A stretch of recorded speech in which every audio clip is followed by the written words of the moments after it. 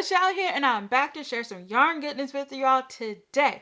Okay, so today we are going to be talking about my knitting process for the Brightbay t-shirt, and it is by Ashley Lillis. Yes, she is the designer, which we'll talk a little bit more about later. So I did complete this as a test knit. All right, so let's talk a little bit about the pattern and the yarn and all of that good stuff. So this is a paid pattern, and I will leave links for everything in the description box below. So for the yardage, you will need between 616 to 1,853 yards. Of course, that's depending on what size you make, and that is 563 to 1,694 meters of yarn. Now, you will need a DK weight yarn for this. This pattern is available in 12 sizes. Like, that's crazy. And I think it is just so awesome. And I actually knitted the size 6. So I usually knit the size 4 with her patterns, but since she extended the sizes, she suggested that I do the size 6. So that's the one that I did. And that is for, well, there's several bust circumferences. The bust circumference is between 33.5 to 66.25 inches, which is 85 to 168.5 centimeters. So yes, now the needle size for this pattern is a US 5, which is a 3.75 millimeter, and a US 10, which is a 6.0 millimeter. And what's so great about this pattern is that it has a lot of positive ease.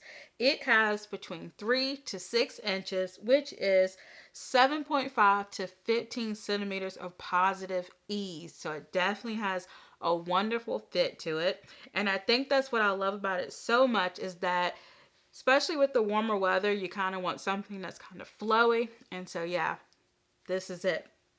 Now, the yarn that I used was my hand-dyed yarn, Queen's Yarn Boutique, and it is knitted on the Minnesota DK base, and that is 50% cotton and 50% superwash merino wool, and each skein is 230 yards per 100 grams, and that's 211 meters. And so I used a total of 5 skeins for this project, which came up to 1,155 yards. So I used 5 skeins of this, and I may have had a little bit left over, but I used, you know, pretty much all of it. And so I did pin and block my swatch.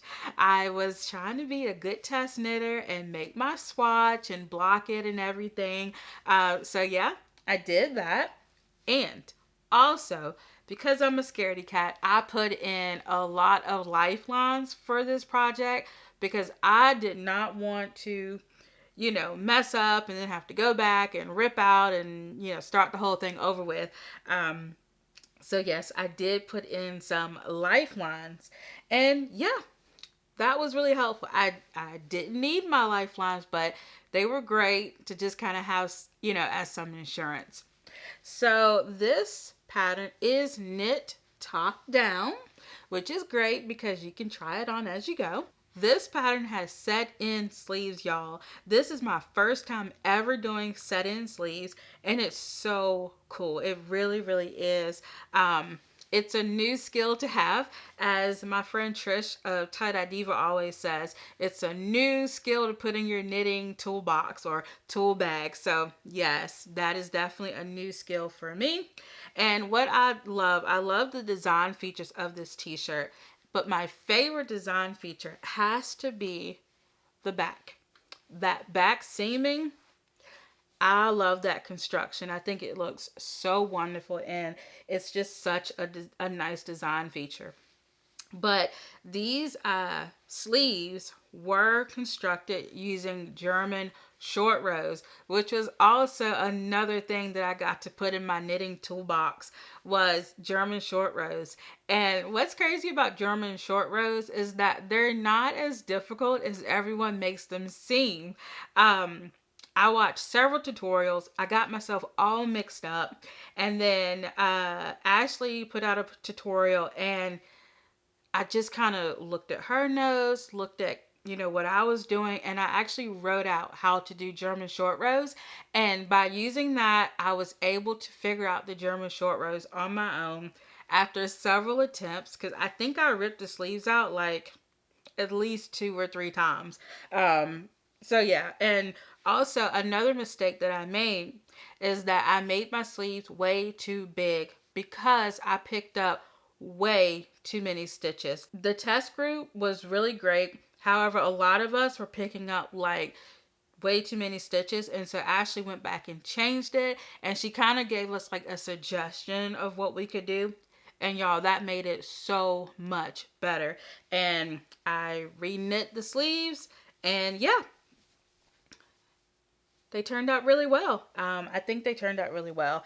And so I'm quite happy about that.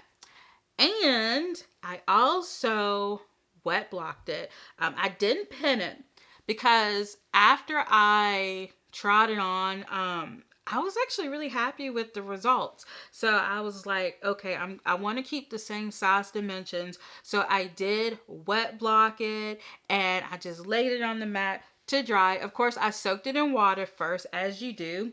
And yeah, I just soaked it in water, laid it out, and I blocked it.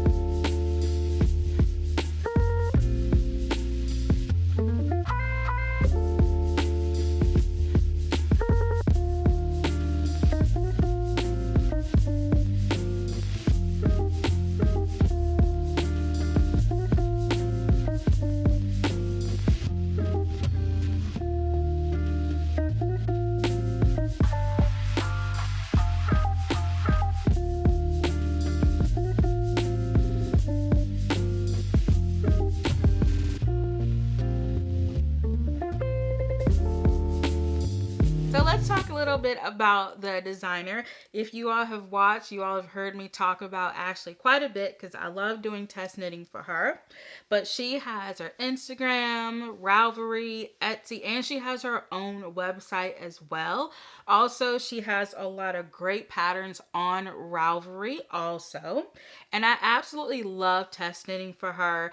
The test knitting groups are really fun and educational, and it's really great. Like if you're not quite understanding something in a pattern, you can pop in there, ask a question, and either someone in the test group will answer it for you or Ashley will answer it for you. And yeah, it's a really good testing experience, that's for sure. Let me know in the comments below if you all have ever test knitted, because I have just been loving doing all these test knits and just learning like all these new techniques and ways of construction. And so I've really been enjoying that. And also what's so great is that on Ashley's YouTube channel, she provides a full step-by-step tutorial as to how to knit this shirt. So if you're more of a visual learner, or maybe you don't necessarily like following patterns so much, or reading patterns rather, check out her YouTube tutorial. And yeah, and so, she has no idea that I make or that I'm going to make these, these videos, but I just enjoy the patterns so much, and the test knitting experience was so great that I felt like I needed to share this t-shirt with you all. And also, in the knitting world, there's a lot of drop shoulders going on and, things like that. And I just thought that this was just like a nice, refreshing change to do the set in sleeve. So I just thought that was a really nice, refreshing change. Okay, so I have a few thoughts about this pattern. Now, I am so happy that she gave me the opportunity to test knit, because I finally learned how to do German short rows, which I talked about earlier. And I think one thing I take away from this is like, try not to get intimidated by new knitting techniques, because that is something that I do a lot. And if you just kind of slow down, get unflustered, and really work through it, you can figure out just about any knitting technique. Or at least that's what I'm telling myself going forward. And so the only thing I would say I'm not happy with is how I picked up stitches for the German short row cap. I just feel like it could be neater. But I mean, this is my very first time doing German short rows, so I shouldn't be too difficult on myself. But I just wish that I had picked up the stitches a little bit neater. Or maybe this is supposed, like how it's supposed to look. I don't know. But yeah, that's really all that I would change. And I keep looking at this yarn. I love it because it's kind of like a little bluish gray, and then it has these little specks in it as well of like this kind of greenish brown. It's really nice. Yeah. Maybe you can see it on this side. Or maybe I'm just tripping and there's absolutely nothing wrong with the way I picked up stitches. But yeah, I think that is something that I will work on in the past. And you know, that's not the pattern. It's just, this was a new technique for me. And it's something that I'm going to work on just being a little neater with next time. And so if I was to knit this shirt again, I will say I will most likely knit the size 5. I do appreciate that it does have positive ease, which is great. However, I do think that the size 6 may be just a little bit too big for me. So I am going to make the size 5 if I ever made this again. And just for reference, I do have a 44-inch bust. And so with the amount of positive ease, I would make the size 5. But, you know, either way, it's totally fine. I layer pretty much everything anyway. I love to wear dresses underneath. And also, I am looking to buy some linen pants. If you all know a good place to purchase linen pants, let me know. I did check on Navy, but they were sold out at the time. But anyway, let me know a good place to buy some linen pants, because look, y'all, it is just too hot for jeans, okay? It is way too hot to be wearing jeans, and so I would love some linen pants, so let me know.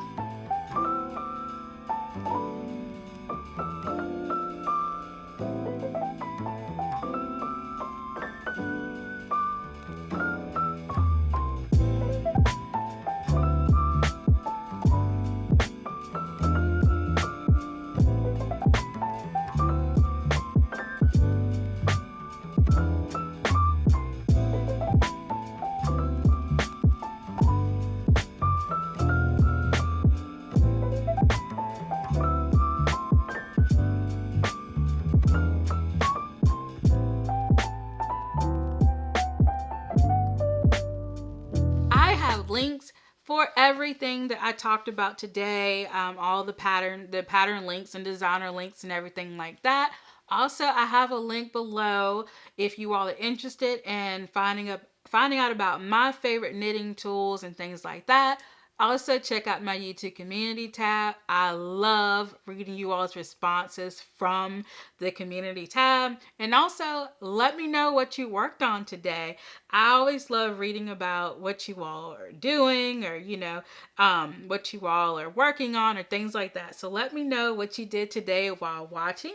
Also, I have my Ko-Fi link in the description box below as well. And so just thank you so much for watching. And to continue watching, you can just simply click on one of the video prompts on the end screen. So until next time, bye.